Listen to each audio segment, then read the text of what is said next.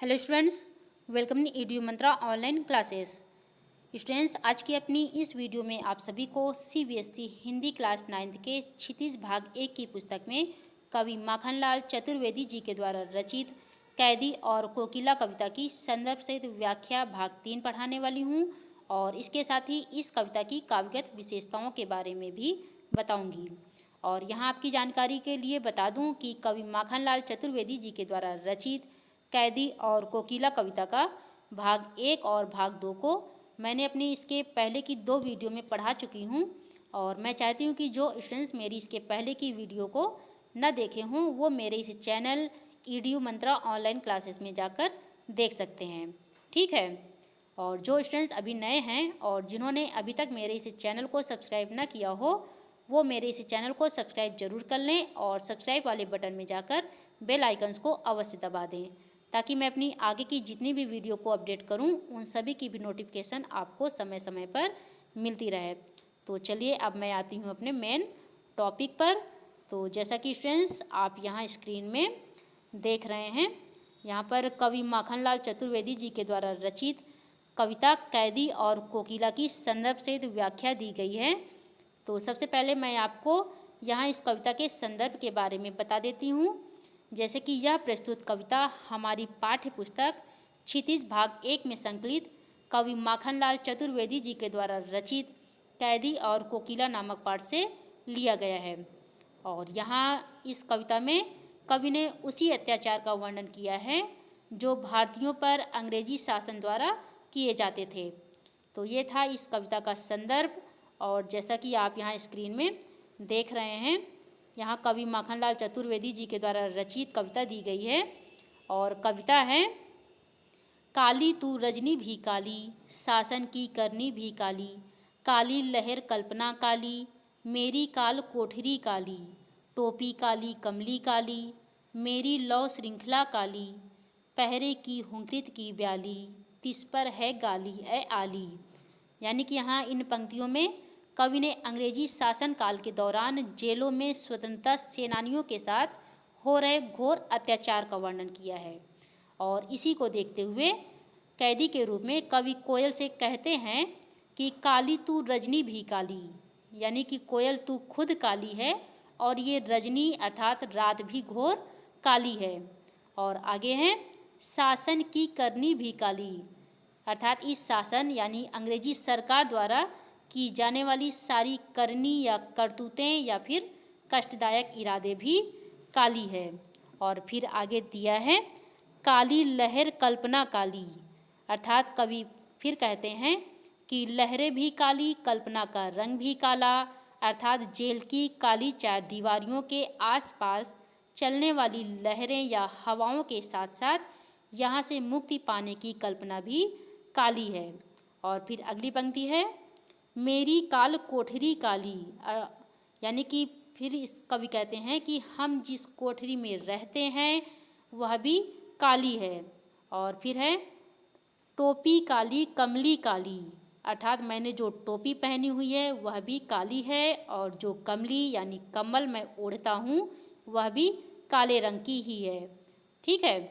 और आगे है, मेरी लौ श्रृंखला काली, और फिर कवि कहते हैं कि मेरी लौ श्रृंखला यानी कि मेरी जो लोहे की जंजीरें हैं या मैंने जो लोहे की जंजीरें या हथकड़ियाँ या फिर बेड़ियाँ कह लीजिए वह भी काले ही रंग की ही है।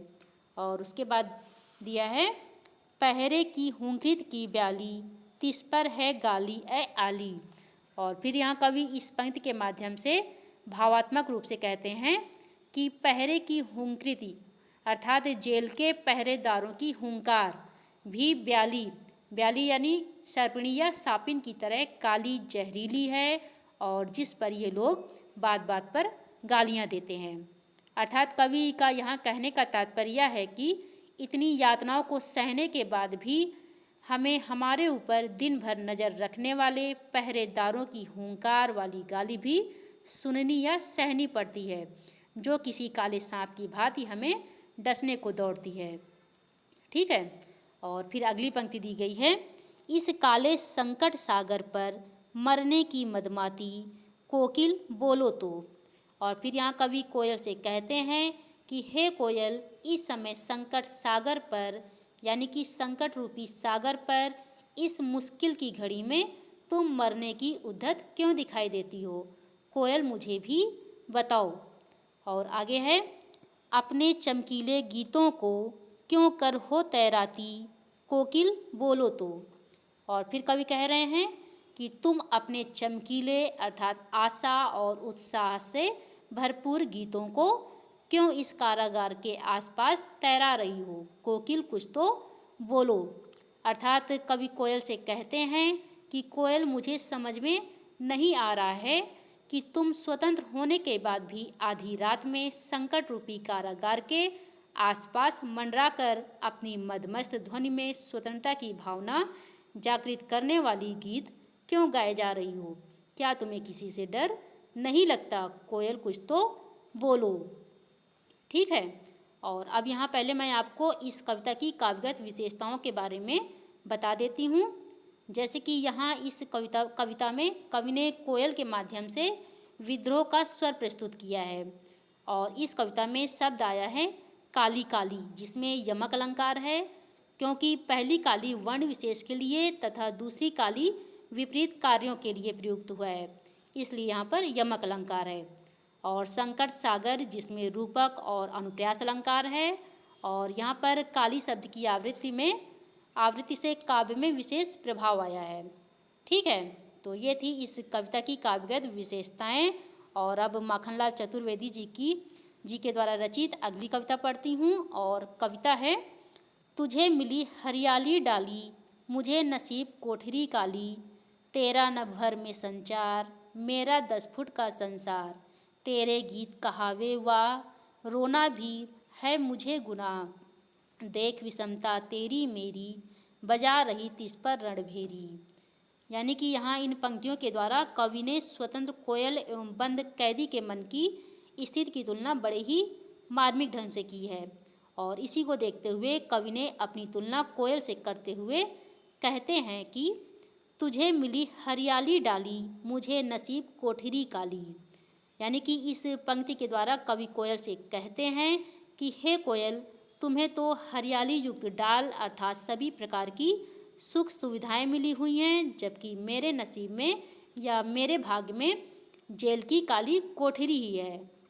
और फिर आगे दिया है, तेरा नभ भर में संचार, मेरा 10 फुट का संसार। और फिर कवि कहते हैं कि पूरा आकाश ही तुम्हारे संचरण के लिए है, यानी कि तुम पूरे आकाश में विचरण करती हो, घूमती फिरती हो, परंतु मेरा संसार या मेरी दुनिया तो इस 10 फुट की जेल कोठरी में ही सिमट कर रह गई है। और फिर आगे है,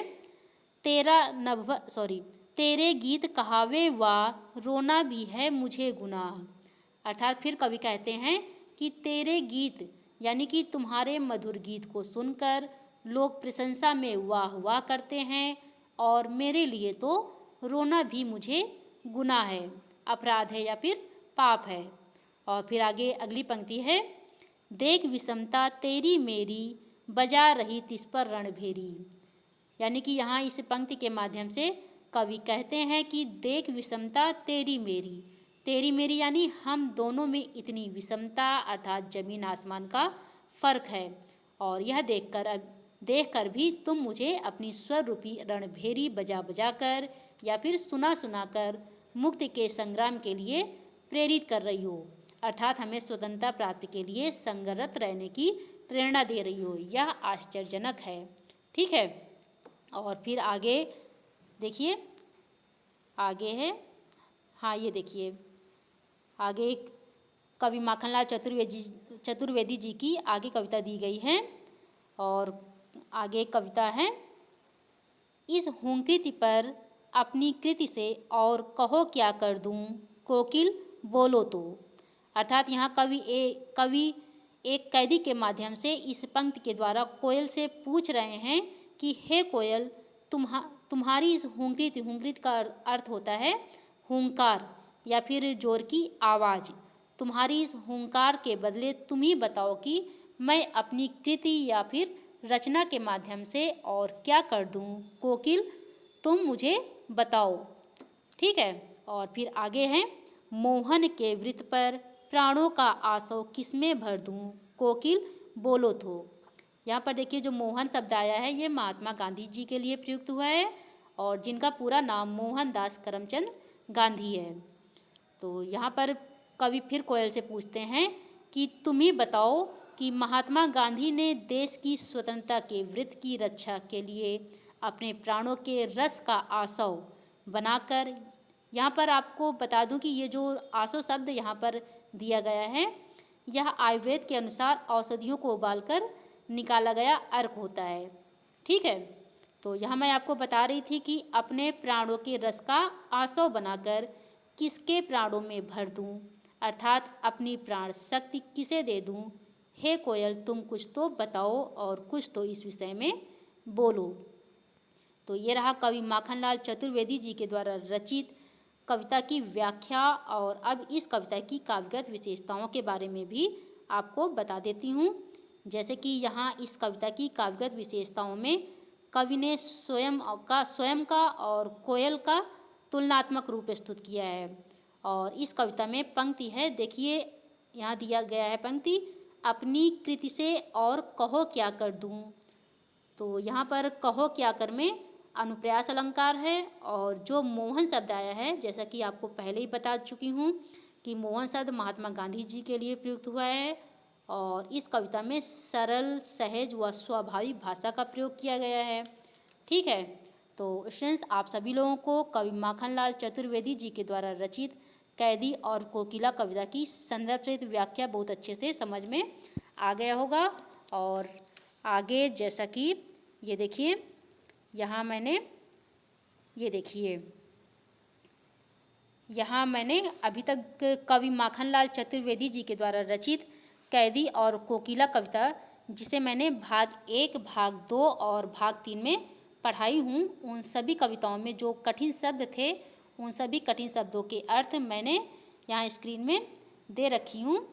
ये देखिए, आप चाहे तो इसे भी याद कर सकते हैं और चाहे तो स्क्रीनशॉट भी लेकर याद कर सकते हैं।